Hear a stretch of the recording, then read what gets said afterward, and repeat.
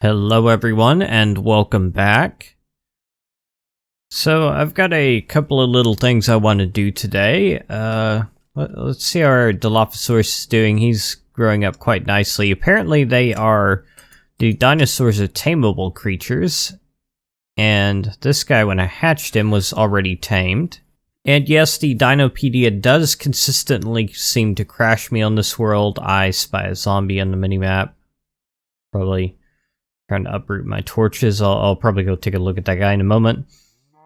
I tried a creative world and tried a few random things, and I could not get the Dinopedia to crash. I kind of wonder if maybe it's related to difficult life and this guy having such a ridiculous amount of health. The Dilophosaurus says normally the babies have 4 health and the adults have like 18. So yeah, could just be related to that. The Chaos Orbs are just not that great with difficult life. I guess it'd be better than nothing if you needed a ranged weapon and you didn't have one on you.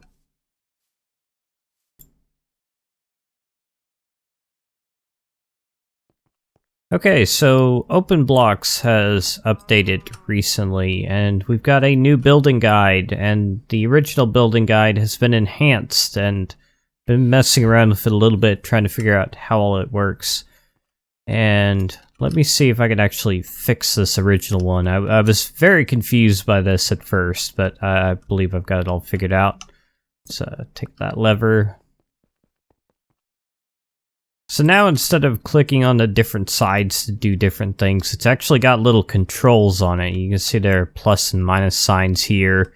And on the top, we can rotate it by clicking on the arrows. These 2 arrows in the middle are what changes the mode. And on the sides, the top and bottom will increase. Well, now you can control basically the min and max on its own, and currently I got this one like, yeah, it's like really messed up. Let me see if I can fix it. So you notice in the chat it's got basically 2 coordinates, and that's like the min and the max. So 0 for the Y should be good. Let's see, okay, that's changing the max Z, that's changing the min Z. Okay. Change the X values. No, that's the Y values.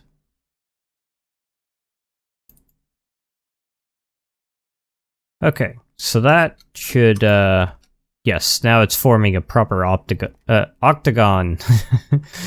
Yeah, the octagons still seem a little bit funky at times, though. So let's do something like that, and you can see it's very confused by that, but otherwise it seems to be doing an okay job. It's like still getting used to this, but that's okay. So what does the enhanced building guide do? This is pretty nifty. Let's go ahead and put it here. I think this is the right spot. And I've already got it set to the right side. Not quite set up correctly. Oh, why are your controls on the side? Huh, I guess it depends on how you place it as well. Okay, so let's get a block under it. Now? Okay, now you are happy. But you are still not in the right mode. Do the enhanced building guides not save their mode?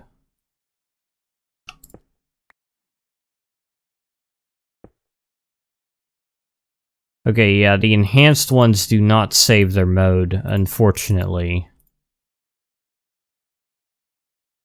That kind of stinks. I wonder if that's a bug. Okay, well, I remember the dimensions I need anyway. It's 13 by 13.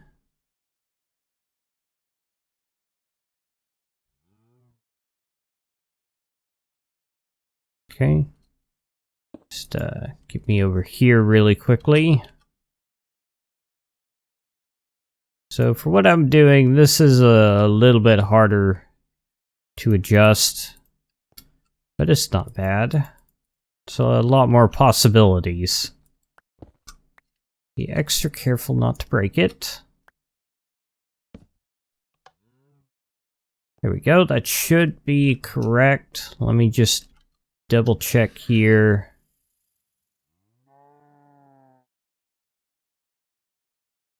Yes, and I don't know what I'm going to be using this particular platform for, but I want to go ahead and get it laid out at the very least. So the enhanced building guide, we can right click it with blocks. And I guess it can only do one at a time. Okay. But now it's so much easier to build.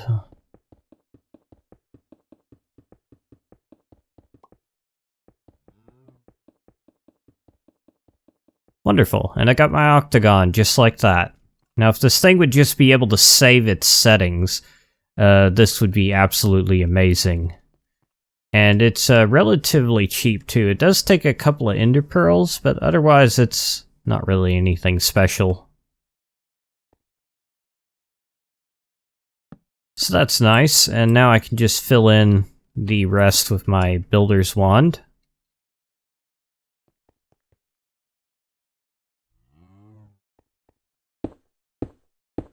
And that'll go by pretty quickly.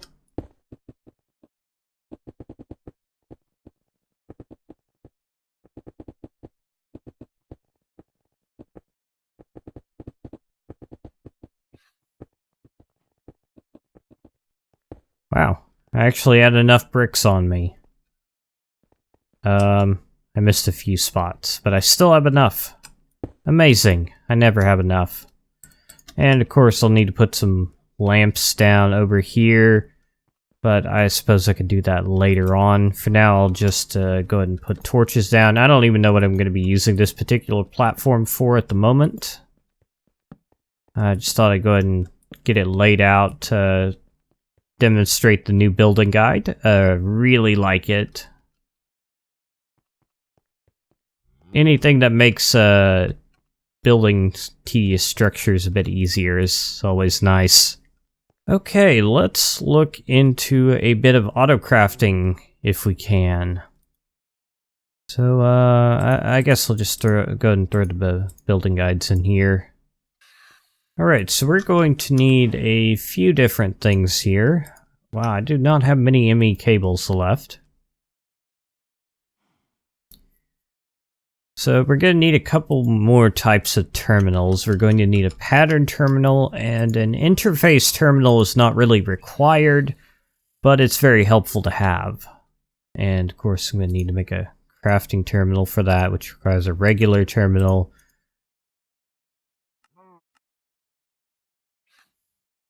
Okay, there we go.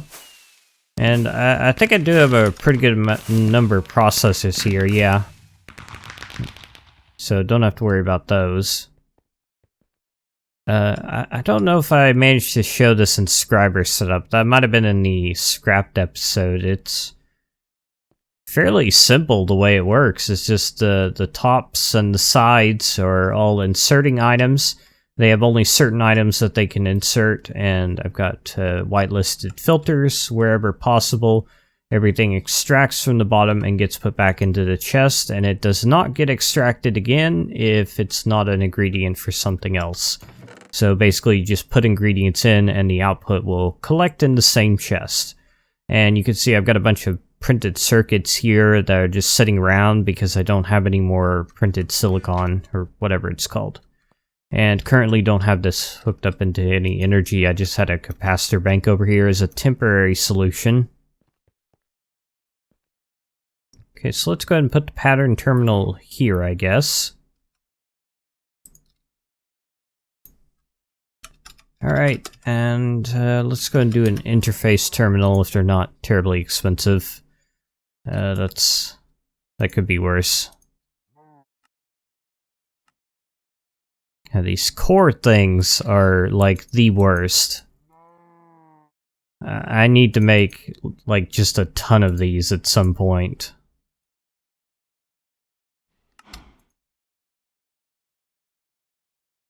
A dozen of each is pretty good.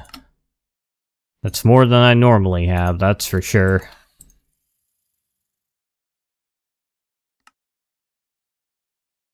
Okay, and an interface terminal. There we go. So the interface terminal lets us access any interfaces that are on our AE system. So currently just got the one back there, and it shows up as alloy smelter because that's what it's touching. Although that particular interface is more not issues, uses. I'm the one who has issues, clearly. Okay, and the pattern terminal lets us make the crafting patterns for the auto crafting, and I believe we need blank patterns for that. Yeah. These are relatively inexpensive, so... Okay, I don't have much quartz glass to work with, apparently. I don't have much glass to work with, apparently. Okay, well, 8 will be enough for now. So let's go ahead and just leave these in the pattern terminal. Alright, so now we need one or more molecular assemblers. Which, I should probably just go ahead and make like a stack of crafting tables so I have them. Okay, I'll go ahead and make 2 for now. And then we'll need interfaces. So where do I want to set up auto crafting? Since I can access it wirelessly, I'd be okay with setting it up like over here, kind of in this corner. But cabling is a small issue in this case. We might also run into the device limit pretty soon. You can only have 8 devices without a controller. I do have a controller made, it's just not hooked up to anything. Okay, can I make some more cables? I'm out of Certus quartz dust. Not doing great on the Certus quartz either. Oh no, I think my ender core is actually finished, so I should probably go check on that in a little bit. I'll just, no. I need it now.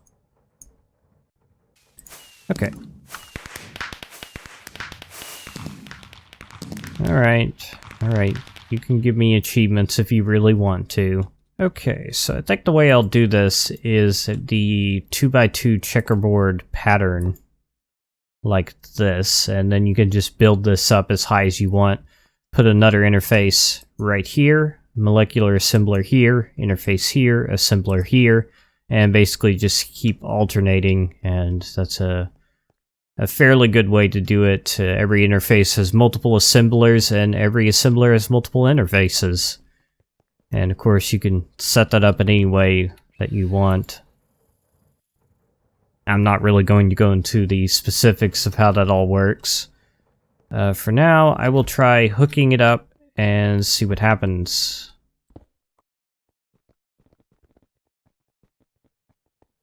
Alright, so how do you handle that? Do you have enough channels? Nope, I think we're out of channels at this point. Okay, so let's go ahead and grab this controller and just put it in a temporary location for now.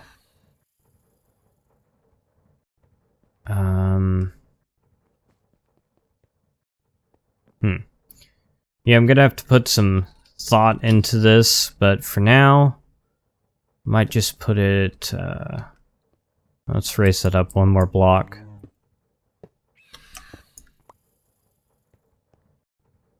No, I'll put it up here. I'll sacrifice the top face. Okay, and we can connect the stuff that's up above from this side. That should be acceptable. Gonna have to rewire a lot of stuff. Okay, so you can connect there. And we'll connect everything on the large platform over here for now. And of course, we'll need to swap these out for dense cable eventually. Oh. 8 channels. Okay. Alright, so we now have 2 molecular assembler rows here where we can put in patterns. So what do I want to autocraft? Probably food would be kind of nice. Like, I don't know, these sandwiches, that requires a couple of different steps, but I think it'd be doable. I don't know. Let me think. Is there's something better? I guess we could just, for demonstration purposes, do wood to planks. Just like that. What am I doing? Put it here. Okay, and that should now be in one of these interfaces. Looks like it's in this one.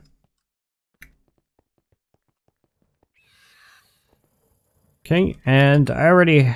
Well, no, I don't have any oak planks, but if you already have some, you can middle click to craft. Otherwise, left clicking works, so I don't know. Give me 100.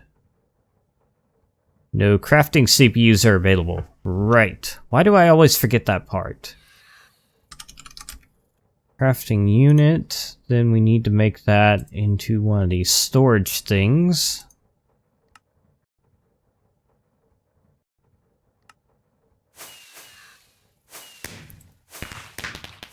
Okay, and I can't remember. Does this require anything else? I think you could use it just like it is. Like that.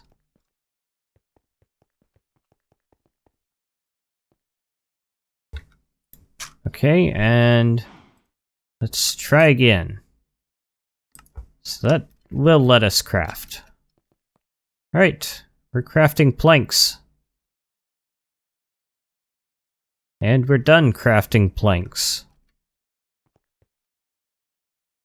We have 100 oak planks.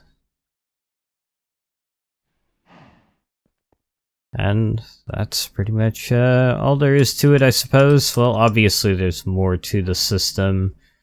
Let's see. Crafting monitor. Don't remember what that does. Crafting co-processing unit. I think that makes it faster.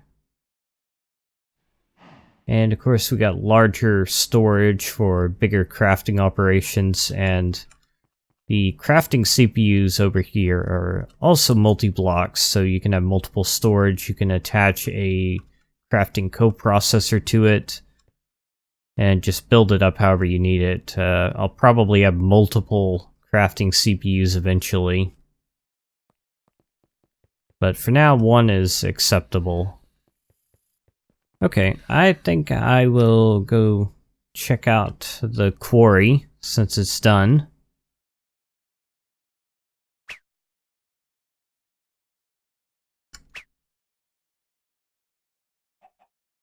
Alright, how you doing? Quarry has finished. Alright, let's see if we can spy any goodies. There's Certus quartz there. Titanium. Don't really know how much titanium I need. Probably not much. A little bit of morganite over there. I've got tons of morganite. Not really seeing anything too fantastic.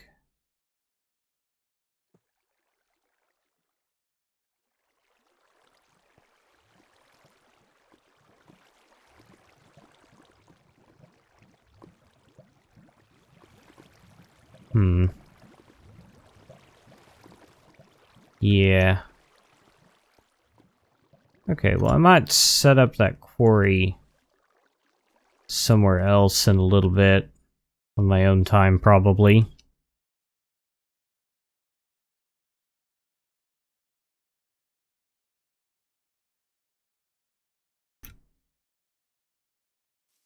For now, though, I think that's good enough for an episode. I am quite tired. I should probably go to bed.